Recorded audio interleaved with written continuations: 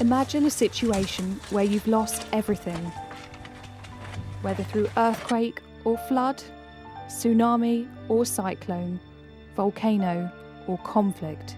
What would you and your family need to survive? Imagine a situation where you've lost everything. Then a green box arrives, a shelter box. It started out as a very simple concept. What would you need for your family if you lost everything in a disaster? A strong, tried and tested tent for shelter. Some thermal blankets, ground sheets, hats and gloves for warmth. Mosquito nets and a water filter to protect your family from disease. Pots and pans to cook with, a toolkit to repair your home to earn your living. Basically life-saving, life-changing, very essential equipment. Highly trained volunteers from the ShelterBox response team deliver boxes to the most vulnerable and work with communities to train them in using the equipment. Shelter boxes are delivered by boat or helicopter, tuk-tuk or donkey, whatever it takes. It's a collective will of a huge number of people, from our volunteers, other agencies, our own response team volunteers, global affiliates and our staff. A lot of skill and endeavour goes into it. Every box we deliver brings hope and dignity to people in their greatest hour of need. There will always be families in need. Fortunately, there will also be those who want to help. Whatever your contribution, you can make a difference to families made homeless by disaster.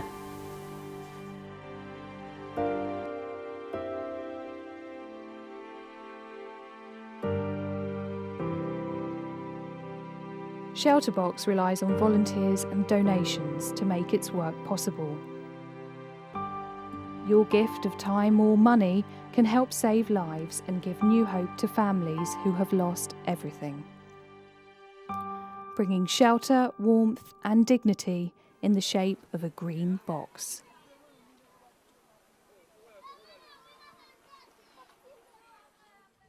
Waheguru Ji Ka Khalsa, Waheguru Ji Ki Fateh.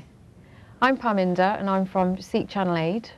Today I'd like to introduce a special guest to the programme, Chris Warham, CEO of ShelterBox. Hello Pam. Could you tell us a little bit about what you're doing?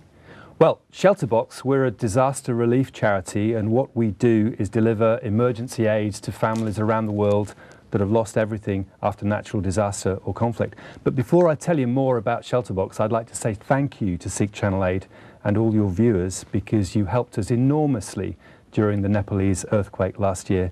Your generosity helped us to get equipment to families in Nepal that had simply lost everything. We can't do what we do without the support of people like you. What we do is we have a team of people here in the UK and we track disasters around the world. As soon as a disaster happens, we very rapidly get a team out in country and we look to deliver everything that a family might need once they've lost their home, except perhaps for food, water and medicines.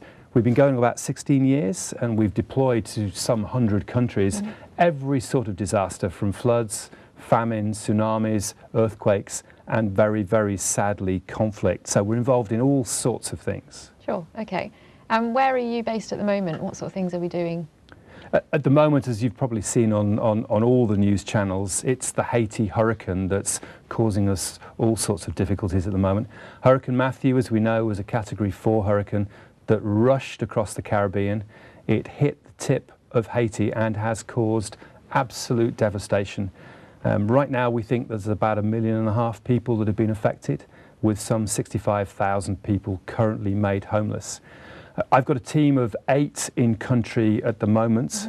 We've been based in Port-au-Prince and now we're out doing assessments in the southwest of the country. What we're seeing is utter devastation. You may be aware that there wasn't a hurricane at all. There was an earthquake in Haiti in 2010 where some 300,000 people were killed. And the country's never really recovered. And then very sadly for them, following that, there was a cholera outbreak with some 10,000 people that died from the cholera outbreak. What's happened now, of course, is that in a very poor country, this hurricane has come across with huge amounts of rain, some 40 inches of rain in some parts. That's caused flooding. It's overwhelmed whatever sanitation there was. Very sadly, we're starting to see cholera that's coming to the fore again. So we're operating in Haiti. We're also operating in Ecuador. where there was an earthquake earlier this year. And we have a team just going into Tanzania now. We don't know too much about it yet. There was an earthquake 2 or 3 weeks ago, and we've got a team there going to find out how we can help there. More to come on that. I just don't yet have all the information. Okay, and in Haiti, what's the priority right now? What are we trying to do for the people there? Well, at the moment, cholera is the big priority. We believe there have been something like 600 or so cases of cholera that have reappeared. The World Health Organization has said that they're looking for hundreds of thousands of vaccines to go into Haiti. What we're doing is we are distributing a range of aid there. We have got some 300 or 400 of our shelter boxes, these things here, which we'll talk about in a minute, already in the country. We're looking to use those. We've then also got aid that's coming in from Panama City and Curacao in terms of shelter kits. Again, we'll perhaps talk about those in a moment. And we're looking for families that have lost their homes. We're looking for families who have got issues with clean water and hoping to help them through the coming weeks. It's going to be a long haul. There's a huge amount of work to be done in Haiti right now. Have you got people there already? We've got a team of 7 there right now. Travel's been really difficult, so they've been based in Port-au-Prince for a few days. We've been working with a local Rotary club in Haiti who've helped organise transport. We understand now that one of the bridges that was destroyed has opened up, and we've checked out that we can get trucks across that. And now our team has moved down to the southwest of the island, where we've got a lot of aid coming in on a Royal Netherlands Navy ship. So as we speak, they should be unloading a lot of that aid right now. So we've got a team in there. We will probably roll that team through over the coming days and weeks, because we anticipate being there for a number of weeks, certainly, to do what we can in what is a hugely difficult situation. Okay.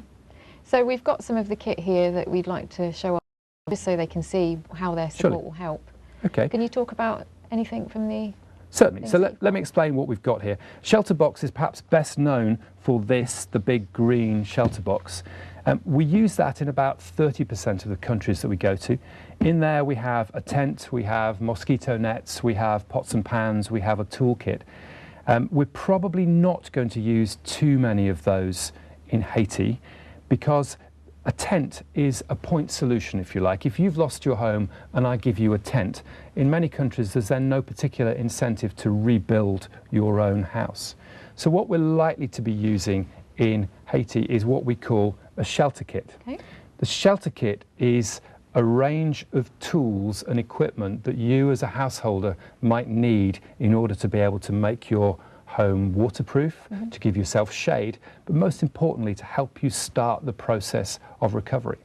So that the key part of a shelter kit, and we're using some 3,000 of these, we think, certainly in Haiti, is a very large tarpaulin. This is a very thick tarpaulin. It's not like a dustbin bag. It's quite technical, it's UV resistant, and it's capable of surviving for quite long periods. So a shelter kit would contain 2 of those, but that of itself on its own is no use. If you've lost everything, then you've truly lost everything. So other things that the shelter kit would contain would be a series of tools. Perhaps you need to dig drainage channels, you need to clear rubble in order to be able to start to repair your house. So we have a set of tools. Simple things like in some parts of the world, a lot of galvanized iron sheeting is used for roofing, so a pair of tin snips that allows you to cut that. If you've lost everything, you've probably lost all your nails, so literally packs of roofing nails to help you build things. We include simple things as simple as a rope that you can use for all sorts of purposes when you're looking to rebuild your house. So we'll be using shelter kits quite extensively. The real difference about a shelter kit is that when you give it to a family, they start the process of self-help. They start to rebuild their own house. It's not some aid agency that's come along and said, there you go, you're okay, you've got a tent. It's a process that helps them to recover. But in Haiti, there are some particular issues. Clearly, clean water is a very major problem for them. So part of what we're going to be delivering to people is water filtration equipment. This is a very simple water filtration unit. We call it a thirst aid station. And what you can do is you pour very, very dirty water into the top end of it there. The water flows through and comes out through a charcoal filter here. That little device there can provide enough clean water for a family for a year very, very easily. Okay. It's sustainable in that that filter can be changed by anybody and replaced when it's finished. Okay. So we'll be using these quite extensively, we expect, in Haiti to help. And this will help directly with cholera, as cholera is a waterborne disease. We then have something else that we're delivering. In most of the disasters we go to happen in and around the tropics. And of course, at 6 o'clock in the evening, it gets dark and it stays dark for 12 hours. Very simple. There's no electricity, there's no communications, everything is down. So one of the devices that we use, and I know you've got one to look at as well, is this little thing, which is produced by, in the States. It's a floating solar light. Oh wow, okay. A solar light that gives you diffused light or direct light. Just providing this to a community has a huge impact because householders can use it on their property. It improves safety and security for females enormously because the trip to the bathroom late at night is suddenly changed radically when there's lighting around. It's very light as well, isn't it? It's really light. In many environments we are operating in floods, so where there's lots of water around, and this will float. So it's not going to drop to the bottom of the water and stop working. The thing will float. So a hugely powerful device. It's very light and very effective. I've travelled to many parts of the world delivering aid, and when people get light, it's extraordinary the impact that has on them. It changes the world for them because no longer are they just sitting in the dark and worrying and panicking for 12 hours of the day. So that's really powerful. We're going to be shipping those. We also are going to be shipping these. It's really simple. People don't realise that probably the biggest killer in the world is malaria. Okay. And simply providing people with a new mosquito net, the ability to stay safe is hugely important. So that's part of the kit that we're likely to be delivering to people in Haiti. There's no one size fits all. We configure the aid that we need based on the need that we see in country. So right now in Haiti, we think there's a big need for these shelter kits because there are so many people that have lost their homes. There's a big need for water filtration, for light, and for mosquito nets. It's an ever-changing situation, but right now, that's what we're focusing on. And how do people know, will people know how to use some of these things? Is there sort of something that you do in terms of training? Yeah, what we do is we always work with local communities. So our teams will go in and we'll work with local faith-based groups, whatever those faith groups may be. We work with local Rotary clubs very extensively. We work with other aid agencies, so we've got good partnerships with lots of the aid agencies. And then we run train the trainer sessions. So what we would do if we visited you in country is we would show you exactly how to use this shelter kit. We'd show you how to use that with the local vernacular architecture. How could you rebuild a house using this? Train you and then help you to train the local people, the people that have suffered most as to what to do. We're a small aid agency, we're based in the UK, but we extend what we do by working with local communities. It's all about the outcomes, how we help local communities to recover. So helping them to take control of their own recovery is really, really important. Okay, so you've travelled to a lot of these places that are hit by disasters. Can you give us a little bit of background as to what it's like to actually be there? It's utterly extraordinary to travel to a disaster. All of your preconceived ideas and notions have to go out of the door. All your assumptions and expectations you've just simply got to leave behind. It's likely that there's no transport. It's likely that there's no power. It's likely that the water doesn't work. It's likely or almost certain that your mobile phones don't work. So you arrive in country and you have to create everything almost for yourself. I travelled to the Philippines after Typhoon Haiyan, which was a super typhoon. It was the strongest typhoon ever to hit land. And what you saw was simply extraordinary. I think where I live, the strongest wind we have ever had was 94 miles per hour. In the Philippines, they had gusts of 234 miles an hour. It's extraordinary to see everything damaged, every building that you're looking at, to see cathedrals just shredded, to see mobile phone masts not ripped out of the ground, but literally bent double. So you see some extraordinary sights. But I tell you what I see more than anything is human spirit. We see people that are just like you, just like your family, just like my family, that have suffered so much, and yet human spirit just doesn't get broken. I was in the Philippines and we travelled with our team, and we were operating in a village, and we found a lady who had 5 children. Her husband was working away and her house had been completely destroyed, totally destroyed. It wasn't there. She was dirty, she was smelly, she was trying to find food for her children. And we looked at each other and said, okay, we can help you. We'd got one of these big green boxes. We can give you a tent. And she said, no, don't give it to me. I know somebody that needs it more. And she took us into the woods almost for maybe 15 minutes. And there we came to a broken down building. And outside that broken building was a bed. And sitting on the bed was an old gentleman and his wife. Hard to tell their ages, but they were probably 65, something like that. And they'd managed to rig some banana leaves above their bed to give them some shade. Right. And we looked at each other a second time and went, wow, you know, we really can help these people. And he said, no, don't help me, there's somebody else. And he took us in his Wellington boots, 15 minutes again, and we came to a lady who had a very, very badly mentally disabled daughter. She'd got a very elderly mother living with her, and they were just, I shan't describe it, it was the most horrible situation that they were in. No aid had arrived, nothing had helped them so far. That's what ShelterBox does. We get aid to the most needy, most effectively, people that other people miss. You'll be pleased to know that we were able to help all 3 of them because we had enough aid. But it's this human spirit. I was in the Congo delivering aid there, and there was an internally displaced persons camp where a lot of people had collected. Terrible places to be. Cholera had arrived and had just started, so there were areas of that camp that were really not very good. People were eating out-of-date powdered milk that had been contributed. Desperate smell. But amongst these tents, there was, in the middle of, I suppose, a walkway, was a small table. It was a log on its end. And on it were probably 50 bottles of nail polish, which the girls had managed to salvage, and they were sharing it.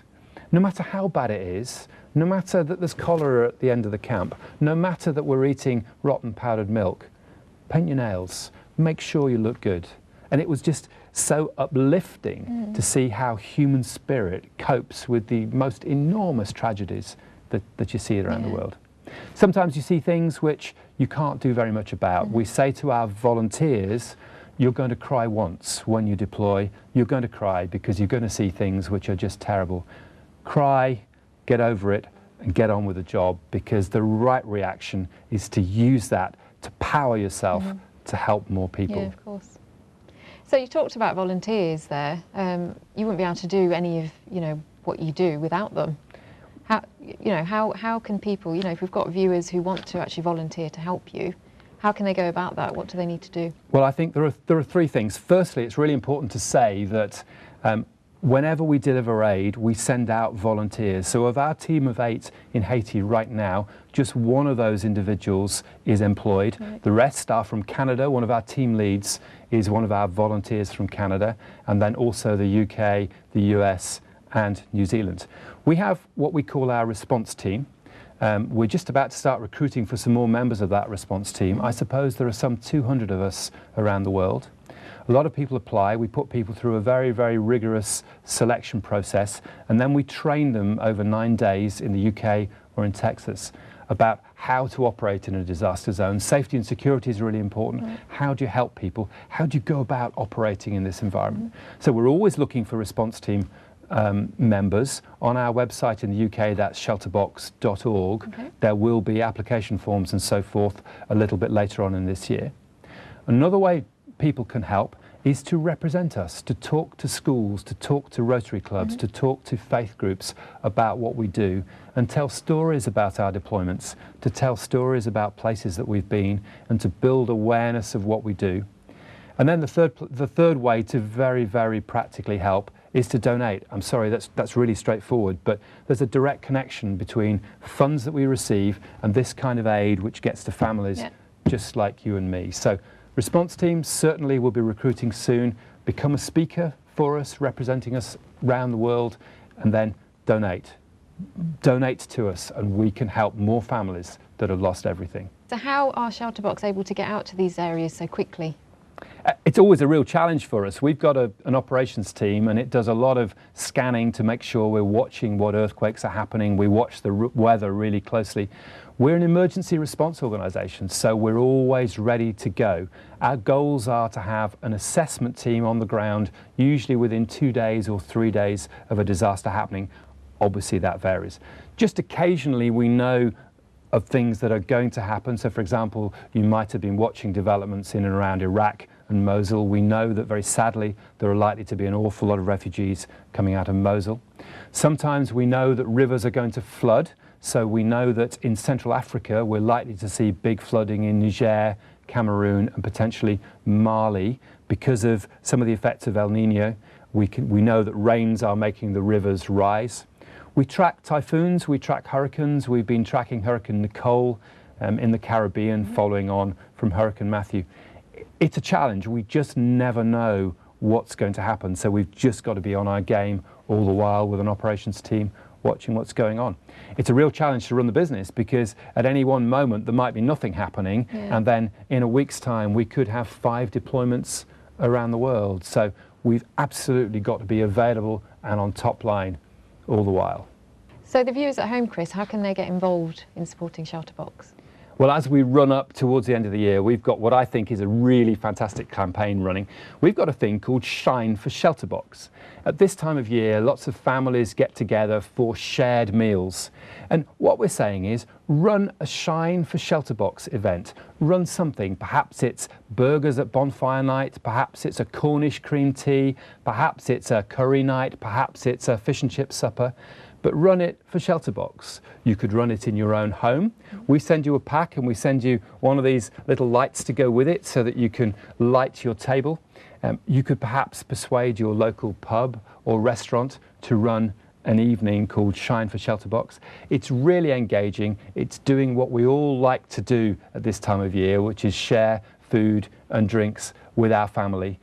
It's our Shine for ShelterBox campaign. We've got details. If your viewers would like to register with us, then we will send them a pack which contains menus and ideas, and just with the great thought that every time you run something like that, you're directly putting equipment like this into the hands of families that can't run an event like that because they've actually lost everything. There's a direct connection between eating with families and knowing that donations from that event are helping families somewhere else in the world. So Shine for ShelterBox. What I'm going to do with my family is I'm going to run a Cornish cream tea on bonfire night, which is completely illogical. It's the sort of thing you eat in the summer, but we're going to do it on bonfire night, and the Shine will be fireworks in the background whilst we eat a Cornish cream tea. And everybody donates, and we should be able to donate quite a lot of money to ShelterBox at the end of it. So Shine for ShelterBox would be a great way for your viewers to help us. So thank you, Chris, for coming in today. Are there any final words you've got for our viewers?